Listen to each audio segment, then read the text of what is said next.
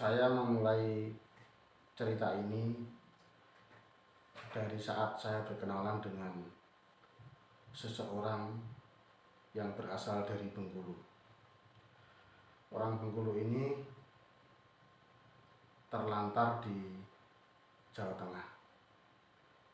Kemudian kami berdua sama-sama tertipu oleh seorang paranormal di Jawa Tengah.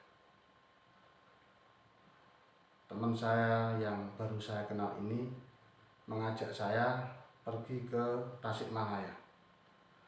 Katanya di sana ada seorang paranormal yang hebat dari Tasikmalaya yang bisa ngamen istilahnya. Ngamen itu adalah sebuah ritual di mana ada anti cukur, entah itu Betara Karang, entah itu Merah Delima, kemudian dibawa dalam mobil, kemudian muter kota, yang katanya dengan barang itu uang-uang yang ada di bank yang dilewati itu bisa masuk ke mobil. Itu namanya ngamen. Nah, orang Bengkulu ini mengajak saya bertemu dengan paranormal yang itu, yang di Tasikmalaya itu, yang katanya bisa ngamen secara gaib. Nah, singkat cerita, saya diajak ke Tasikmalaya itu ke seseorang paranormal di daerah Purbaratu. Nah, di sana kita langsung menyatakan sikap, menyatakan tujuan. Tujuan kami adalah ingin mendapatkan bantuan secara gaib. Bagaimana supaya kami berdua itu bisa mentas, apapun caranya. Dia menyampaikan, udah Om di sini dulu, nanti mengenali saya dulu. Kalau Om sudah mengenali saya, nanti Om akan tahu apa yang harus dikerjakan. Nah, seminggu, 2 minggu, 3 minggu saya di situ tidak ada pergerakan apa-apa. Sampai akhirnya saya tanya, ini kita mau apa Mas? Mau apa? Saya mau dibantu dengan cara apa? Udah, ini saya udah dapat perintah katanya. Ini tidak bisa saya laksanakan sendiri, tapi Om mau saya antar ke suatu tempat di daerah Pangandaran. Yalah, apa sajalah, yang penting kami bisa terbantu. Pada akhirnya saya diantarlah ke daerah Pangandaran. Di sana saya diajak ke sebuah makam. Bukan sebuah ya, tapi 5 buah makam. Jadi makam itu ada di suatu lokasi yang luasnya kira-kira 1 hektar dan berpencar-pencar. Jadi ada yang di pinggir sungai sebelah kanan, ada yang di sebelah kiri, kemudian ada yang mepet dengan sungai, ada yang di sebelah ujung sana. Pokoknya makam itu ada di lokasi yang 1 hektar itu dan berpencar-pencar. Terus saya dihadapkan ke juru kuncinya. Nampaknya paranormal yang dari Tasikmalaya ini sudah sangat familiar dengan abah itu. Dia sampaikan, ini teman saya ini mau ritual di sini. Mau ritual di sini, tolong diarahkan. Gitu. Nah, ternyata di situ saya udah disampaikan, nanti kalau mau ritual kesini itu harus syukuran dulu katanya. Ya, nanti syukuran, saya buatkan nasi tumpengnya dan lain-lain. Om serahkan uang 500.000. Saya serahkan uang 500.000. Udah, malam ini juga Om bisa ritual di sini. Caranya gimana, Bah? mulai malam ini Om puasa sampai 12 hari. Itu makan enggak? Enggak makan. Jadi 12 hari itu enggak makan. Enggak makan, enggak minum. Kira-kira kuat enggak? Ya insya Allah kuat lah. Terus yang kedua, Om baca Al-Fatihah sebanyak 12.000 kali. Nah, itu nanti tawasulnya ditujukan kepada 5 makam yang ada di situ. Nah, kalau Om sanggup, mulai malam ini Om masuk. Jadi udah dihitung ini. Jadi mulai besok Om nggak usah makan sampai dengan 12 hari ke depan. Ya sudah, bah, saya setuju. Akhirnya sekitar jam 11 malam saya diantar ke makam yang terbesar di situ. Dan di situ tidak ada penerangan lampu sama sekali. Bukan di situ belum ada PLN, memang sudah ada PLN. Sudah ada listrik, tetapi untuk makam itu tidak ada penerangan lampu sama sekali. Jadi kami masuk dari rumah juru kunci itu memakai obor, bukan lampu senter, katanya pantangan. Jadi nggak boleh ada senter. Pakai obor, kemudian dia juga bawa sepet atau sabut kelapa itu katanya untuk mengusir nyamuk. Jadi dari rumah bawa obor. Wah, gelap sekali rasanya. Dan jauh dari rumah juru kunci itu menuju ke makam tadi itu jauh. Kami jalan terus dalam kegelapan dan sampailah kita ke makam yang utama. Nah, di makam utama itu tadi saya harus menginap selama 4 hari. Jadi di makam itu ada bangunan. Bangunannya juga cukup besar lah. Kira-kira ukuran 4x6 bangunannya. Dan di situ ada makam katanya waliullah. Saya lupa namanya. Itu bangunannya besar, paling megah di situ. Nah, terus saya tidur di situ. Malam itu karena saya capek, saya belum mulai membaca Fatihah. Nah, setelah pagi-pagi saya mandi. Mandinya pun tidak di sumur, di kali yang di sebelah makam itu. Karena di situ saya nggak boleh ada orang. Jadi kalau di situ nanti ada orang yang melaksanakan ritual seperti itu, yang lain nggak boleh. Jadi hanya 1 orang saja yang bisa masuk ke situ. Nah, terus mandi, setelah mandi saya capek seharian tidak membaca Fatihah sampai malam kira-kira pada maghrib itu saya sudah mulai membaca Fatihah. Tapi puasa sudah saya jalankan sejak malam itu. Nah, dah. Terus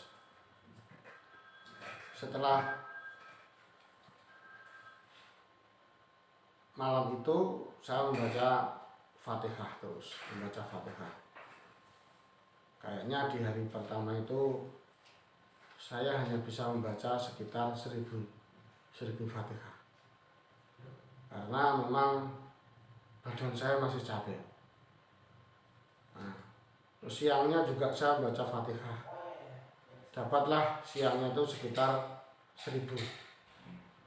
Nah, terus di hari kedua saya baca lagi, dapat sekitar 2000. Berarti di hari kedua saya dapat 3000 Fatihah. Di hari ketiga rasanya juga saya merasa sangat kecapean. Jadi di hari itu saya hanya tiduran karena kan puasa, jadi nggak kuat. nggak kuat lapar, nggak kuat ini, tapi karena saya punya keinginan kuat, jadi saya tahan. Hari ketiga itu saya nggak baca Fatihah sama sekali, cuma tiduran dari pagi sampai malam. Jadi saya sudah dapat 3 hari dengan 3.000 Fatihah. Nah, hari keempat saya baca lagi malamnya, dan saya dapat 4.000 Fatihah. Setelah dapat 4.000 Fatihah itu, setengah sadar, seperti ada suara gedebuk. Saya takutnya itu kalau ada ular, karena di situ kan gelap sekali. Nah, terus saya toleh, tidak ada apa-apa.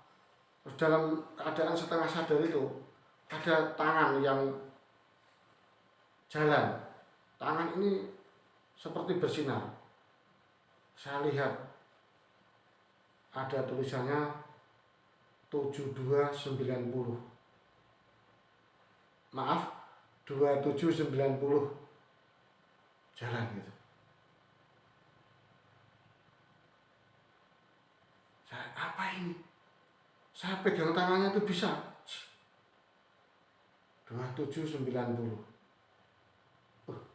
Langsung saya lepaskan lagi. Tangannya juga hilang, hilang. Saya dengar pesannya si juru kunci. Kalau nanti sudah ada apa-apa, petunjuk apa-apa, kamu sudah nggak usah melanjutkan puasa, nggak usah membaca Fatihah lagi. Kamu sudah bisa lulus berarti. Nah, setelah dapat itu, karena itu masih di malam hari, saya udah nggak membaca Fatihah lagi. Akhirnya saya tidur menunggu pagi. Nah, setelah pagi, saya bergegas ke rumah juru kunci. Bah, semalam itu saya ada tangan yang nampak di depan saya gini, jalan. Ada angkanya 2790. Itu artinya apa? Mas, sampean ini sudah lulus berarti. Lulus gimana? Itu sampean diberi petunjuk suruh membeli nomor togel gitu. Wah, saya tuh seumur-umur belum pernah beli togel, Mbak. Gimana caranya beli togel di sini? Pokoknya saya nggak tahu haram halal lah. Yang penting kalau disuruh membeli itu ya sudah saya beli gitu aja. Tapi karena di situ saya nggak tahu di daerah Pangandaran belinya di mana, saya bingung. Saya khawatir kalau nanti saya nggak beli, nanti itu ternyata petunjuknya benar. Nah, akhirnya saya menelpon teman saya. Saya telepon, Mas, saya tuh jalani ritual gini. Ini dapat petunjuk nomor 2790. Lah, nomor apa itu? Kebetulan teman yang saya telepon itu juga tidak pernah beli nomor. Jadi dia pun bingung kalau beli nomor lotre itu di mana, itu bingung. Nah, udah Pak, tidak apa-apa. Nanti saya cari informasi di mana beli nomor. Nah, kejadian ini tahun 2012. Karena saat itu kan nomor memang tidak dijual secara bebas.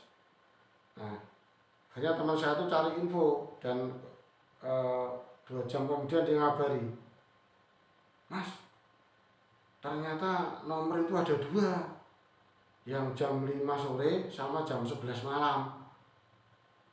Nah, itu dibelinya di jam berapa? Ya saya nggak tahu, Pak. Dan ini maaf ya Pak ya, nanti kalau nggak tembus, Bapak jangan marah ke saya. Tapi saya hanya menyampaikan bahwa ini hasil ritual saya gitu. Oh, tidak apa-apa lah. Nah, terus orang itu pada jam 5 sore itu membeli, entah namanya Singapura sama Hongkong lah, yang Hongkong yang sore apa yang malam saya juga nggak tahu. Pokoknya Singapura sama Hongkong gitu. Nah, jam 5 sore itu dia membeli 1 juta, tepat 4 angka itu. Namanya juga nggak punya pengalaman, nggak benar, yang tidak membeli 3 angka, tidak membeli 2 angka, plek seperti apa yang saya mimpikan dia beli 2790, dibeli 1 juta, ternyata nggak tembus. Dia ngabari saya, "Mas, nomornya nggak tembus ini, gimana ini?" Wah, saya nggak tahu, apa mungkin nanti malam ya. Dia beli lagi malamnya jam 11 itu, beli 1 juta lagi, ternyata malamnya nggak tembus juga. Waduh, nggak tembus Mas, cobalah besok. Kata teman saya, kalau mimpi seperti itu bisa 2-3 hari, diulangi lagi, sorenya besok hari kedua 1 juta, enggak tembus juga, malamnya enggak tembus juga, hari ketiga pun masih diulang lagi. Tetapi hari ketiga itu dia udah mikir, wah ini saya udah habis 4 juta ini, tapi enggak dapat, enggak tembus. Wah ini saya mau belilah 100.000. Akhirnya di hari yang ketiga itu dia beli 100.000, jam 5 beli 100.000, enggak tembus juga. Jam 11 beli 100.000, enggak tembus juga. Wah Mas, ini kayaknya enggak bener ini. Ya udah, kan saya udah ngomong Mas, kalau enggak tembus ya jangan marah ke saya. Itu kalau misalnya itu bohong ya berarti itu yang ngasih mimpi saya itu bohong. Nah Mas tuh ininya di mana? Ritualnya di mana? Di Pangandaran. Wah, gimana ya ini? Ya terserah Mas saja, kalau mau dibeli ya monggo, kalau enggak ya monggo.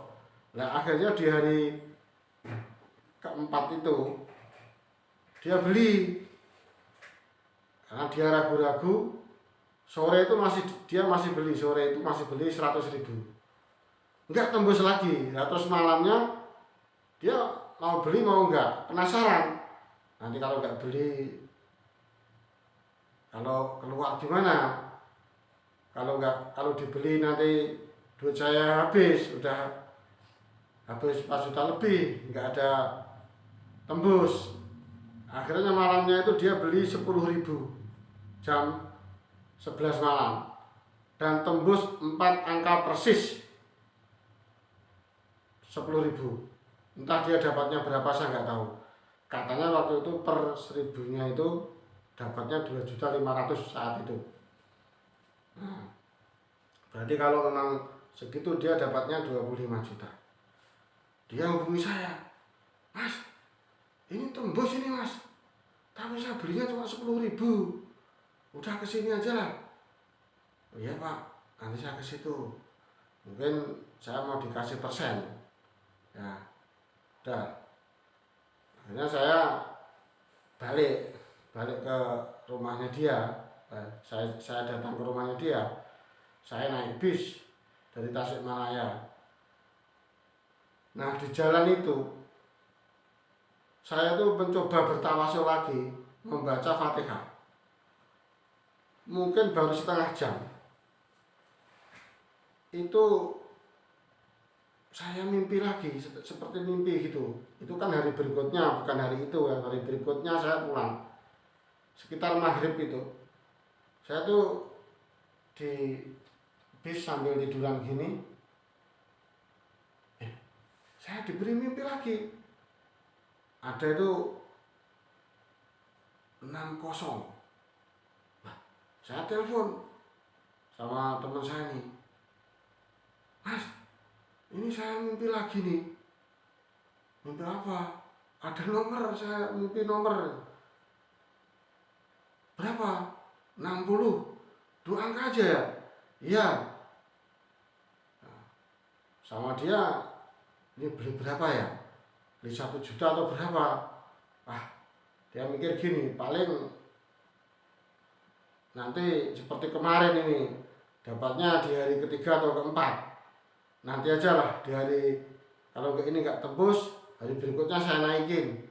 Dia belilah 60, 100.000, tembus malam itu juga. Jadi beli 60 100.000. Nah, udah dia telepon lagi, saya bisa, Mas, wah ini tembus ini, saya tadi cuma beli 100.000. Ya udah nggak apa-apa, syukur aja lah. Udah, saya sampai di rumahnya, nah, dia senang, wah syukurlah, saya diberi beberapa puluh juta lah